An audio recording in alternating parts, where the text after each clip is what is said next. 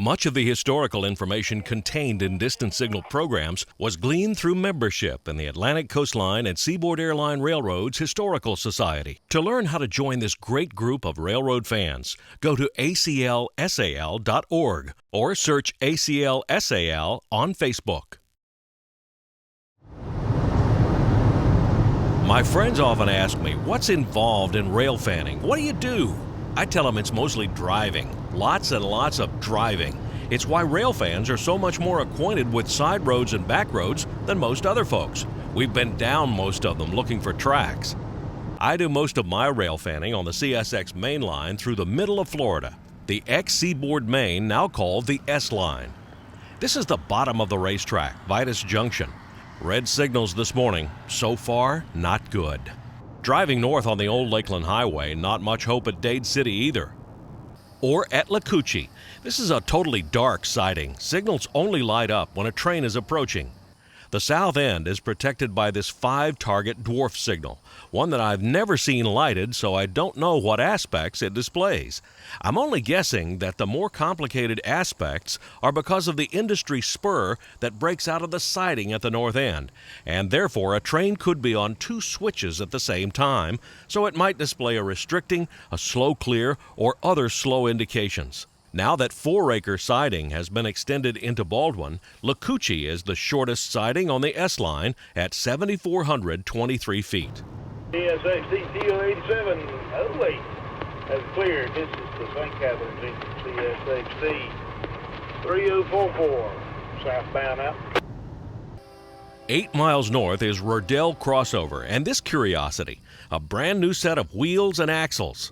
I assume somebody had or is anticipating a problem somewhere around here. No time to investigate as a Tampa electric coal train has broken the morning lull. CSXT TO8708 locomotive 3044 clear signal Rerdell track 2 southbound out.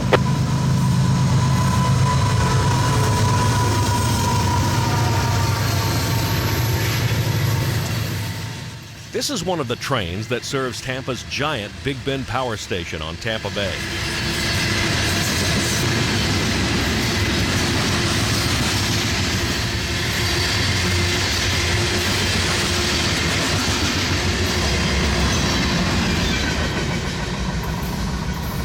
One of my Facebook friends posted that there are 2 trains coming out of Tampa, so I pack up and roll south for the meets. I caught up with TO87 at North Vitis, then again at South Night Siding. The dispatcher ran him into the siding to meet Q652, daily Tampa traffic to Waycross.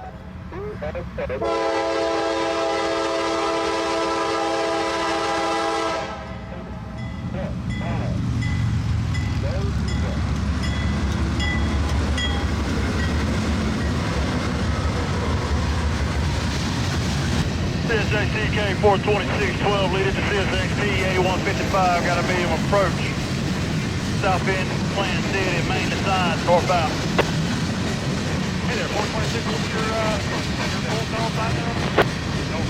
Hey, 426 to the left. Train, you look good with your marker there.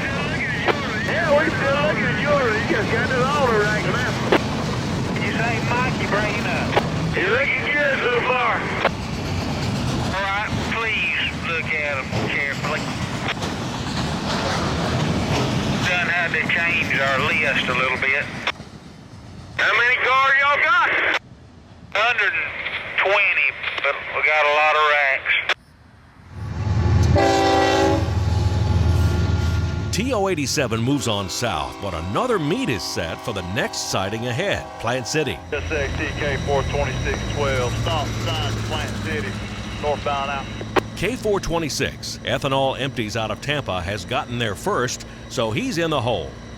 The coal train gets to keep the main this time. SXT TO8708, locomotive 3044 cleared north end of Plant City, southbound out.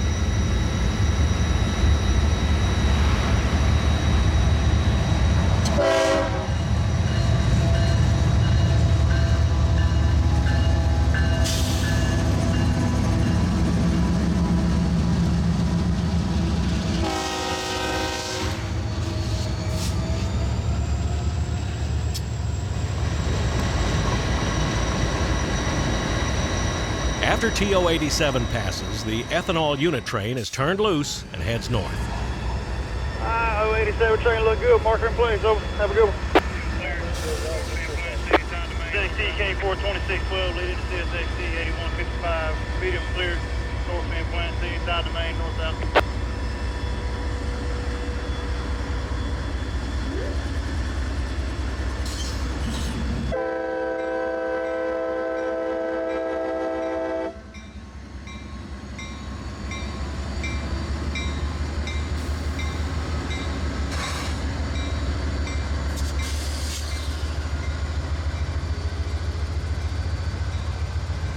.8708, locomotive 3044, clear.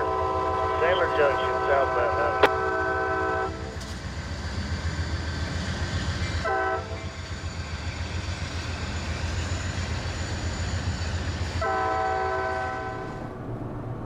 On May 9th, I observed National Train Day with a stop at the festivities at Tampa Union Station, then out to Lakeland to meet a 2 hours late Amtrak 91.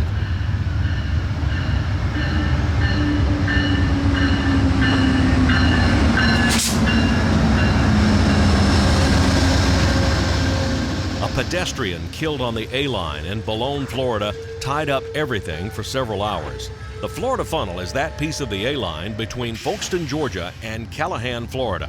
And when anything happens to stop traffic on the Florida Funnel, the entire state of Florida feels it.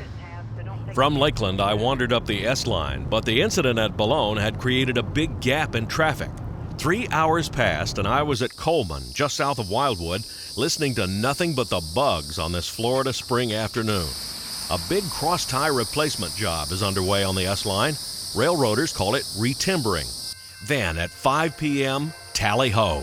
Lacoochee 3507, got to clear Coleman, 1 to main, locomotive 109, south out.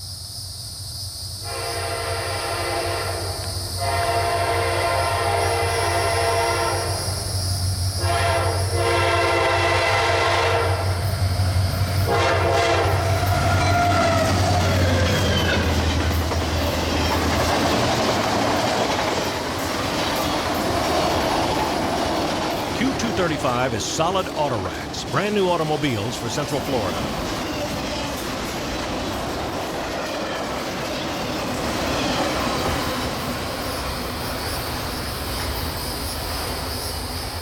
After Q235, I look north and see what appears to be 2 headlights. Never seen that on this stretch of double track before, but I guess that's what it's made for. We're looking north here, so the track on the left is the number 1, the track on the right is the number 2. It's Q177, Jacksonville Ramp to Winter Haven Intermodal.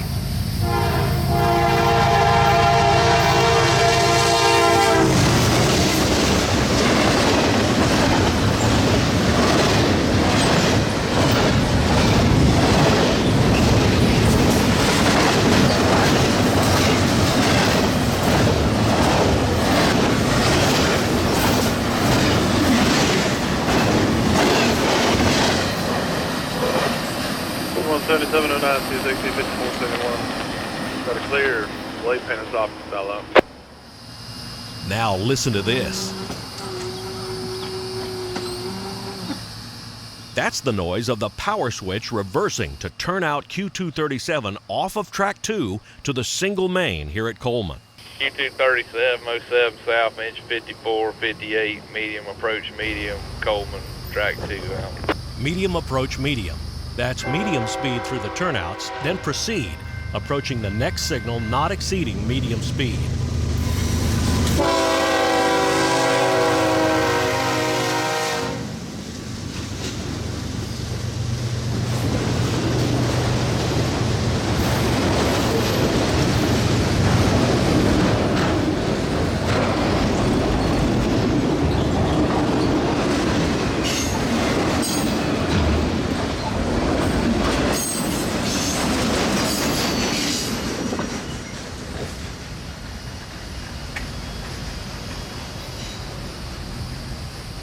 Coleman is a favorite spot of mine because it's kind of like the gateway from North Florida to South Florida. Until the 1980s, the Seaboard Main split here, right about where that train is now. The Miami subdivision began breaking out to the left and southward to Center Hill, Auburndale, Winter Haven, and Point South. It was reds at Coleman for the next hour, so I drifted back south toward home. At the twilight's last gleaming, I stop at Lumberton, south end of the Vitis double track, and I wait for Q188, Tampa to Jacksonville UPS and other express container traffic. Q18809, lead into CSXT. 7888, limited clear, Lumberton, train 2 northbound out.